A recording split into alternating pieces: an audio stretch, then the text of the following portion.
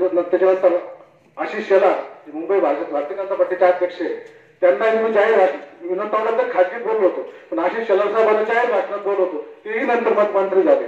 आडवाणी गावात झाले तेही भारताचे पंतप्रधान झाले. या गावात एवढं भाग्य पुढच्या वेळेस चव्हाणसाहेब राठोड तुमचा सत्कार आम्ही PSI म्हणूनच करू आणि हीच कार्यक्रम केली. आणि नामदेव तू म्हणला वर्दीचं पॉवर काय असतं, मी माझं स्वतःच सांगतो. मी सरपंच असताना ग्रामसभा दिला सगळ्याला, रविवारचा दिवस होता आणि काहीतरी थोडं सिरियस मॅटर होतं, काहीतरी तर कडसाहेब त्यावेळेस काहीतरी पिआय होते आपल्याला. मी कडसाहेबाला फोन केला, म्हणलं सर 2 लोक पाठवा म्हणलं, ग्रामसभा आहे, थोडं वादावादीचा विषय आहे. ठीक पाठवून देतो म्हणे. त्यांना रायफल तरी 2 जवान पाठवले, एक शिंदे साहेब आणि एक दुसरे देशमुख साहेब, ते आपल्या पीठला होते. आणि त्या दिवशी माझे मित्र राजू शिंदे यांनी गाडगावला त्यांच्या कंपनीत एक पार्टी ठेवली होती. पार्टी ठेवली होती तेव्हा पार्टी सगळे जवानचे लोक होते, सगळे VIP लोक. आता मी म्हणलं या पार्टीचं आपण काय करणार आहे, त्यांचे मला 5-5 मिनिटात फोन कंटिन्यू यायचे. म्हणलं इथे एवढे VIP लोक आहेत, आपल्याला कोण विचारतील.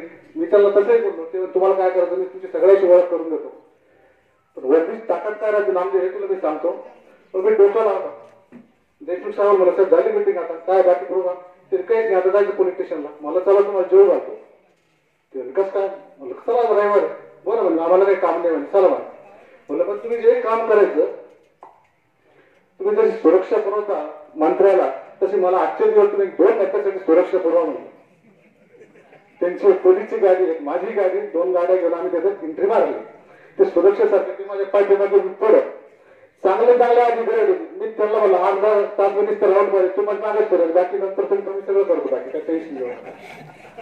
8-10 घंट्याची माझी फिरत राहिले. नंतर मग माझी फोन केला, हे काय गंमत आहे, सगळे मला विचारतात हे कोण आहे, हे कोण आहे, हे कोण आहे. ते लहान मुलाला गेलं साहेब मला सेल्फी घ्यायची, म्हणलं मी घ्या वर्दीची साहेब आपलं साहेब ही वर्दीची ताकद असते. झालं चव्हाण साहेबांचे राठोड साहेबांचे माझे काही कामात काही वेळेस मतभेद झाले. मतभेद कधी झाले नाही, पण मतभेद 1-2 वेळेस झाले. काही वेळेस मी त्यांना माफी मागितली, काही वेळेस त्यांनी मला माफी मागितली. असं काही नाही, त्यात 4-5 वर्ष राहायचे, त्यांना त्यांचं पोलिटिशियन सांभाळलं लागतं, आपल्याला आपलं गाव सांभाळलं लागतं. काही गोष्टी होत राहतात, माझ्याकडून काही चुकलं असेल तुम्ही आपल्या दोघांनाही, आपला एक लहान भाऊ आहे नात्याने माफी मागतो व थांबतो. हा कार्यक्रमाला ज्यांनी मला सगळ्यांनी सहकार्य केलं त्याबद्दल मी तुमच्या सगळ्यांचा आभारी आहे. धन्यवाद. विशेषतः आमचे परममित्र विजय काळे यांचे सुद्धा मी आळमधून आलो. विजय काळे, वैभव जैन, आमचा छोटा भाऊ सुनील पटोळे यांचे आभार मानतो व थांबतो. धन्यवाद.